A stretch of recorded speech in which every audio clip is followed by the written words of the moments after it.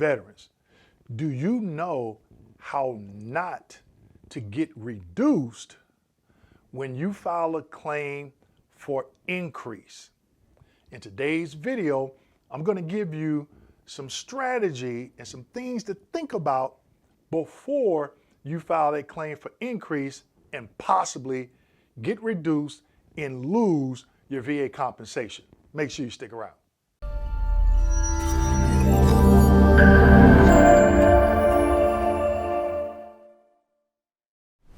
Hello everyone and welcome back to my channel. My name is Dwayne. I got a video for the Kimball, United States Army veteran, retired VA rating specialist, and your VA claim nugget man. As always, people, I need you to do me a huge favor. Go ahead and click that like, subscribe, and notification button. Also, don't forget to pick up my new book, The VA Compensation Blueprint, It's Time to Win. With this book, I'm leveling the VA claims process playing field, okay? It's definitely a game changer. Today's video, how do you not get reduced and possibly lose some of your monthly VA compensation when you file a claim for increase? The VA, again, the VA gives us the answers to these questions, but they're hidden on their website. So as a former VA rater, I'm going to explain to you how not to get reduced and lose that compensation when it comes to filing a claim for increase. Now, before I get into my slide presentation, I want to give you a couple of nuggets, okay? If you decide to file a claim for increase, meaning your 10%, let's say for the back, and you feel the condition has gotten worse, you need to understand for the back condition, what diagnostic code did the VA use? You can find this on the rating code sheet, and I have a video where I explain and show you what an example of what a rating code sheet looks like. Also, you want to find out what is the criteria for that 20%. You can find that in two places, under the diagnostic code criteria, okay? And you can look in your rating decision that granted you that particular percentage, because the VA rater has to tell you, we're granting you 10% for this particular back condition, but the 20% was not warranted based on this, and this. That is the criteria, people. They're giving us the answers, but a lot of veterans are missing it, okay? Another nugget. If you file a claim for increase for, let's say, migraines that's at 30%, you want to know how long that 30% has been in effect. Because if it's been in effect less than 5 years and you go to that CMP exam and it shows improvement, they're going to do a proposal to reduce. And that proposal to reduce is because you might be at 90 and that may take you down to 80%. So you want to know what is the criteria for the next higher percentage, and you want to make sure that evidence that you submit with that claim for increase matches the next highest percentage, all right? So those are two nuggets, two things that you need to think about before you even file that claim for increase. Now, you can do the intent to file, and then you can build your case and get educated and move forward. But I got some additional information for you. Let's go ahead and jump into it. Slide number one. Here in slide number one, taking you to the M21-1. Increased evaluation claims. So we're talking about increases, right? So again, people, you need to go out and do your homework and figure out, okay, I want to do a claim for increase. What am I service connected for? What is the diagnostic code for that condition? What is the percentage? The criteria for the next higher percentage I feel I meet, okay? Come out here to the M21-1. What does this state? There is no prescribed standard for evidence that must be present prior to requesting an examination in a typical claim for increase, okay? So you can say, yeah, I'm filing a claim for increase for my back. You don't need any evidence for that. So what they're going to do, they're going to schedule you for a CMP exam. When you get to that CMP exam, for that back condition, what they're going to do, they're going to measure your range of motion. But you need to understand what is the degrees of the range of motion for the 20% or the 40% for my back. How do they measure it? Okay, they're supposed to use a goniometer. So if they don't use it, that is an insufficient exam. Okay, people, I got videos where I'm talking about this. All right, so you don't need any evidence. A lot of veterans, especially when it comes to joints, they'll say, oh, I'm having more pain. That's not part of the criteria for the 20 or 40%. Now, if that pain causes you to have a decreased range of motion, that's where you fall into that next highest criteria, depending on how much the reduced range of motion is, all right? Except, and it gives this 38 CFR, we're going to cover a little part of this 38 CFR as well. Directs that the examination will be provided if VA determines there is insufficient competent medical evidence to decide the claim. So you can come in and say, hey, I want to do an increase for this. I want to do an increase for that. You're already service connected for it, right? So you can submit your own DBQ, disability benefit questionnaire. If it's insufficient and not competent, they should schedule an examination. But what I've been seeing some VA employees do is ignore veterans' private DBQs. I'm gonna do a separate video on that. And I have an older video, I wanna say it's probably about 2.5, 3 years old, where I'm talking about where I was seeing some VA employees rejecting and not using veterans' DBQs, okay? Then it goes on to state, when a claim for increase is received, review the evidence of record to determine if it is sufficient, okay, to assign the appropriate current evaluation. Talking about DBQs, okay? Now, a lot of veterans are going out and getting Nexus statements. When you do a claim for increase, people, you don't need a Nexus statement. The Nexus has already been established because you're already service connected, okay? So do not waste your money, go out and get that stuff when you don't need it, okay? You need to know when you need a Nexus and when you don't. Let's keep going. Slide number 2. Slide number 2, this is the 38 CFR that I showed you in slide number 1. And I highlighted some stuff here. A medical examination or medical opinion is necessary if the information and evidence of record does not contain sufficient competent medical evidence to decide the claim. DBQ and Nexus, people. I'm sorry, not Nexus, DBQ, all right? But again, if you have other progress reports, you might want to have that information that meets the criteria for the percentage that you are seeking. This is what they're talking about, okay? But contains competent lay or medical evidence of a current diagnosed disability or persistent or recurrent symptoms of disability.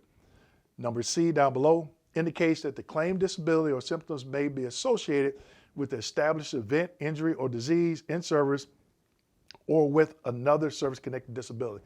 That last piece, they're talking about secondary, okay? So again, a huge nugget, people. If you have evidence or you submit evidence, make sure it matches the criteria for the next highest percentage criteria that you are seeking, all right? And then guess what? You want to put that in your lay statement. Also, guess what? You want to be talking about that criteria in your CMP exam.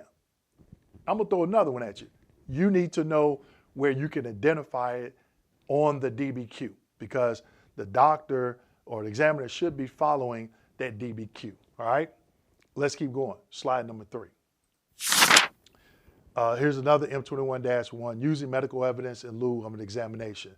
As noted in 38 CFR 3.326, subpart B, in this particular M21, medical evidence of record may be deemed adequate for rating purposes to make a decision on a claim without requesting an examination or medical opinion. Now, I want you to leave me a comment in the comment section and let me know if you had a sufficient DBQ for increase and that VA employee still scheduled a CMP exam. Also, I want you to go check out my video, and I named it, Let's Put the VA to the Test. And it has the VA secretary holding his hand up. Because in that video, I explain and show you the reference, the citation that states that that VA employees are supposed to follow when you submit a sufficient examination, DBQ, and they refuse to use it. And in that video, a lot of veterans were saying, hey, I did exactly what you stated, Dwayne, and guess what? The VA employee was not following their own guidelines, okay?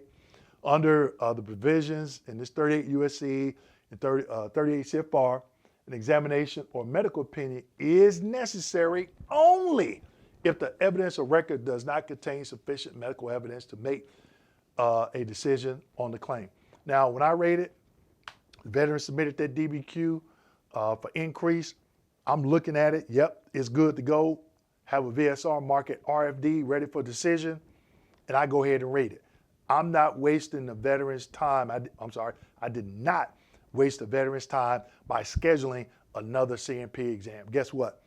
The VA, some VA employees tried to do it with me, with my claim when I was rating, and I was like, wait a minute. We just had training on this. Did you all not get the memo? Because in this particular training, this DBQ training, they talked about these 38 CFRs, these M21-1s that I'm showing you and stating, don't request an exam.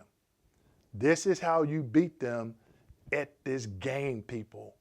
Because they're hoping, some VA employees hope that you don't have the answers to the test. They have the answers to the test. Now you have them. So when you do a high-level review, here's a nugget. You have to argue fact. This is fact, okay? Let's keep going. Slide number 4. Now, this is a continuation of the other M21-1 that was on slide number 3. This is a continuation for it, okay? It says, if a claim is accompanied by medical evidence that is adequate for rating purposes as provided in 38 CFR 3.326, okay, then do not routinely request an examination for the issues for which the evidence of record is sufficient to make a decision. So you got to ask yourself, people, why aren't some VA employees using veterans' sufficient medical evidence, i.e. DBQs? Now, I can only guesstimate. I can only guess, all right? And I'm thinking piss poor training or laziness. Let me know in the comments section what you think it is, all right? And I'm going to do some other videos on as it pertains to private DBQs as well, all right? Slide number 5. Here's slide number 5. It states, if the claim is for an increased evaluation, then, okay, do not routinely request an examination without first assessing the medical evidence for sufficiency. So you heard me say earlier, right? We would have training on this very topic, DBQs, as it pertains to increase. We would ask questions, okay? So again, I don't know if the training is the same or just some employees, VA employees don't want to use it. I did a video where I called out a particular VA employee that decided to come on my YouTube channel and leave a YouTube comment basically saying when it comes to private DBQs, veterans are doing too much. If you saw that video, go ahead and put a couple fire emojis in the comment section because I called him or her out on it, all right? So just a quick recap. When you decide to do a claim for increase in a service-connected condition, 1, you can do an intent to file, 800-827-1000. When you call them and do that intent to file for compensation, you want to ask them for a disability breakdown letter to include the diagnostic codes. Once you get that diagnostic code, you can Google it. You can go to VA's website at va.gov, look in the 38 CFR, or just Google that diagnostic code. You'll see what your current percentage is. You should already know what that is. And then you can see what is the criteria for the next higher percentage. Also, you can find that information in the rating decision. okay, that granted you that percentage for that particular condition. If you have a copy of your VA claims folder, you can look at your rating code sheet to see how long that condition, that percentage for that condition has been in effect. If it's been in effect more than 5 years, they need 2 exams to show improvement to reduce you. If it's been less than 5 years, okay, they only need 1 exam to show improvement. So you want to make sure you know what that criteria is for the next higher percentage. You do an increase, may not be a bad idea to get the evidence to back it up. Also, when you go to that CMP exam, you're talking about the criteria for the next higher percentage, not the current percentage or the percentage below that, because you don't want them to reduce you, all right? If they do, but your evidence shows something different, now you can argue fact based off the 38 CFRs and the citations that I shared with you in this video. That is how you do not get reduced when you're filing a claim for increase. With that being said, make sure you like, subscribe, hit that notification button, and as always, share this video with your fellow veterans. Thank you.